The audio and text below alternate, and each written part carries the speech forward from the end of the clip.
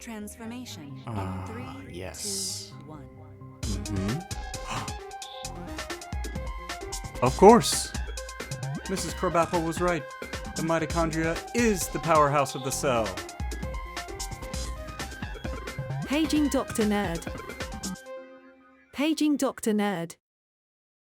Hello friends, Nerd Pediatrician here. Isn't modern medicine amazing? I've been thinking a lot about vaccines. I've been wanting to do a video about them, however, it's such a huge topic with so much information and unfortunately, something that's become somewhat politicized lately. I thought what I would do instead is talk about individual vaccines in separate videos. Up first is a vaccine that doesn't seem to get enough credit for all the hard work that it does. I'm talking about the HPV vaccine. So let's talk about HPV, what the HPV vaccine does, try to answer some of the common questions that parents have about this vaccine, as well as dispelling some of the common myths.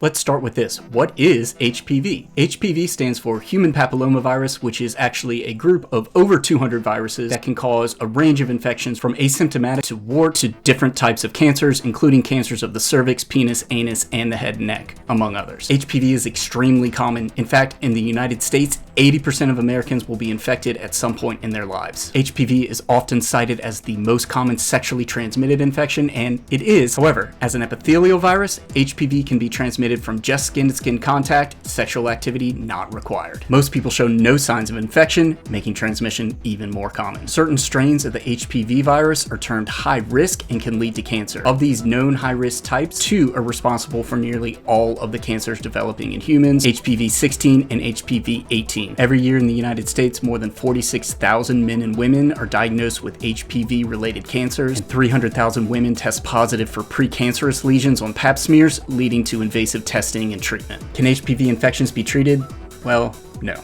There's no known treatment. Fortunately, the human body will typically fight off the infection and it'll go away on its own with time. However, in the cases that don't go away, these individuals are at risk for developing serious complications, including different types of cancer. While there's no treatment for HPV infection, we have a highly effective vaccine to prevent infections in the first place. In fact, the HPV vaccine is a cancer prevention vaccine. What? The series is recommended to be started somewhere between the ages of 9 and 12 years. It's been thoroughly tested and continuously monitored and continues to be highly effective and very safe. Enough boring statistics. Let's talk about why this safe and effective vaccine continues to have lower acceptance rates among parents. In my own practice, I've noticed that even families who typically enthusiastically embrace childhood vaccines, this particular immunization seems to stick out as one that they have more questions about. Let's talk about some of the questions and concerns I hear from parents in the office. Number 1, I'm not sure about its safety. This vaccine went through the same testing and clinical trials that all licensed vaccines in the United States must endure. It was tested on tens of thousands of patients with rigorous guidelines for safety and efficacy. Since its go live nearly 20 years ago, over 135 million doses of this vaccine have been given out in the United States, and data continues to show that it is extremely safe. Like any other type of vaccine, most side effects are mild and include fever, headache, or pain and redness at the injection site. Fainting after the shot has been known to occur. However, this seems to be more common in adolescents getting any sort of vaccine. For reference, we see similar rates of fainting for all vaccines generally recommended in the adolescent period, including tetanus booster and the meningitis shot. As Jonas Salk famously said about the polio vaccine,